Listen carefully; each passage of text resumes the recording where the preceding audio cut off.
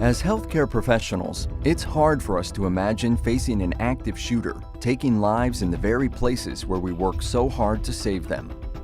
Sadly, shootings can happen anywhere, including hospitals and healthcare facilities. While we all hope we will never have to face this kind of deadly situation, it's absolutely critical to understand what to do if an active shooter enters your facility.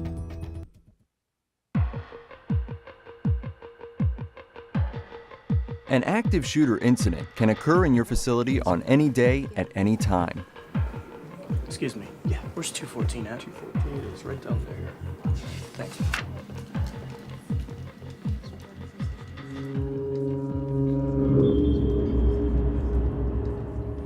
Okay. Anything we need to know about? No. Pain?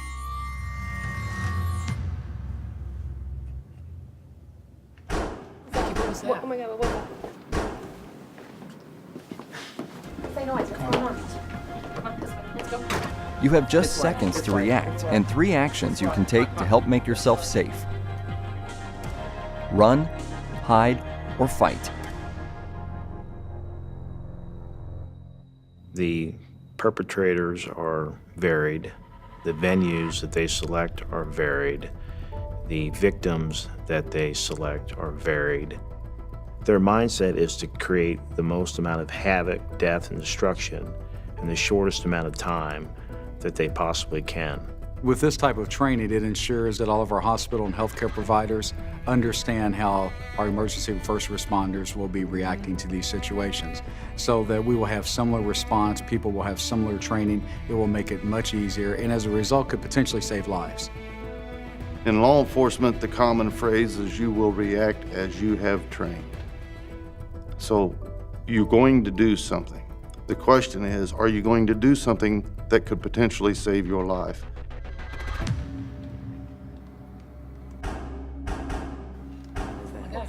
What was that? What was that? Staff, let's go. Let's go. This way.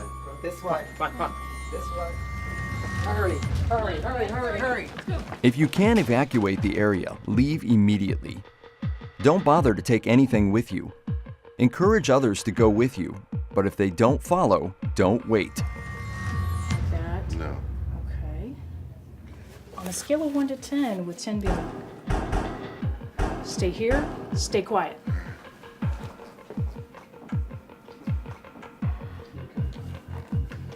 If you're with a patient who cannot escape with you, discontinue care and leave.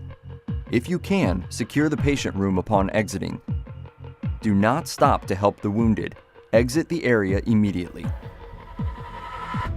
So running preserves your ability to stay alive and preserves your ability to respond to the patients who may need your care after the incident.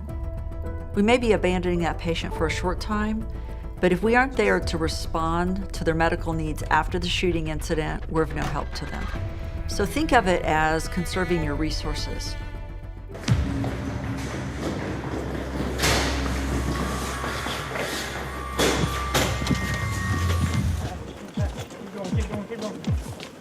When exiting, keep your hands raised and visible. If you encounter anyone else, warn them not to go into the area. Avoid pointing, screaming, or yelling while evacuating. If law enforcement is present, follow their orders. Law enforcement will go direct to threat, past casualties, past a lot of victims, to be able to end the threat. And it makes a lot of sense because more death is going to follow unless that is done as a priority.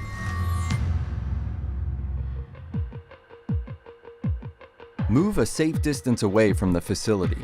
If law enforcement has not arrived, follow your facility's procedures for reporting the incident. This may be to call 911, call facility security, or press a panic button if the area is equipped with one. Make the report even if you think someone else already has. Do not attempt to re-enter the scene until law enforcement has given an all-clear announcement.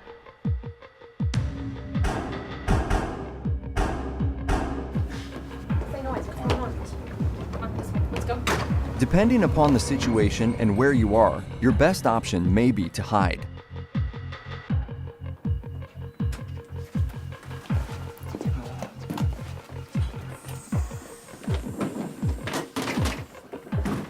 The best hiding place is one that is out of the shooter's view, provides protection from gunfire, and doesn't trap you or restrict your movement. Block the door to prevent the shooter from entering and hide behind large objects like cabinets or desks. Remain silent. Look for places where you might be able to hide behind locked doors, maybe a medication room, maybe a supply room. We labeled on our floor the safe places to hide. We've instructed our nurses to barricade the doors, move the beds in front of the door, barricade it, and put the patient, and maybe even yourself with the patient, in the bathroom and lock the door, turn off the lights, just try to act like no one's there. Silence your phone. Yeah, this is doctors. Follow your facility's procedures for reporting the incident, but only if making the call won't give away your position to the shooter. If anyone with you is injured, do what you can to attend to them while remaining hidden. But while you are hiding, you must also think through what you will do if the shooter finds you. Although it should be your last resort, prepare to fight the attacker. Incapacitating any kind of suspect and stopping him from doing what he had been doing is your goal there.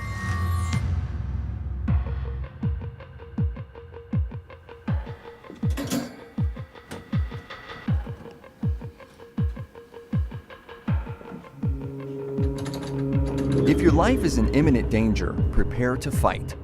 Your goal is to disrupt or incapacitate the shooter. Even yelling or throwing objects can help by confusing the shooter and making it harder to aim. Act as aggressively as possible. Your commitment to your actions will mean the difference between life and death. The more you have in numbers, the greater your chances are to be successful in defeating someone that's even armed. Think of run, hide, fight as more than just what to do when faced with an active shooter. It can be a way of thinking about your surroundings every day. Whether you are always in the same place or you change locations frequently, make it a point to know key features of your environment. Know where the exits are, including stairwells. Know what rooms can be secured and locked. Know how to lock down your area or unit if possible. Pay attention to where phones are. Find out if the facility has panic buttons and where they're located. Know your facility's procedures for reporting an incident so you know who to call and what to say before you ever have to pick up the phone. Be aware of people around you. Keep in mind that an active shooter won't fit any specific profile. He or she may look like any other visitor, patient, or coworker you might encounter on any given day. We don't want to be too worrisome about it, but we do need to be prepared as a community.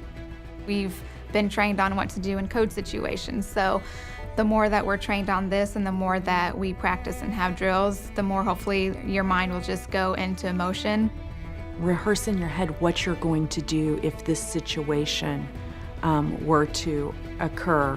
Where you can hide, where you can exit, what can you use to fight with. Those are not common thoughts, and they need to be. The best weapon you have is knowledge.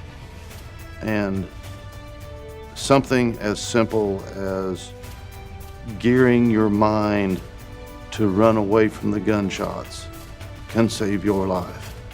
And having the state of mind to take as many people with you when you go saves other lives. Make run, hide, fight your mindset every day and train yourself to make it your strategy for survival.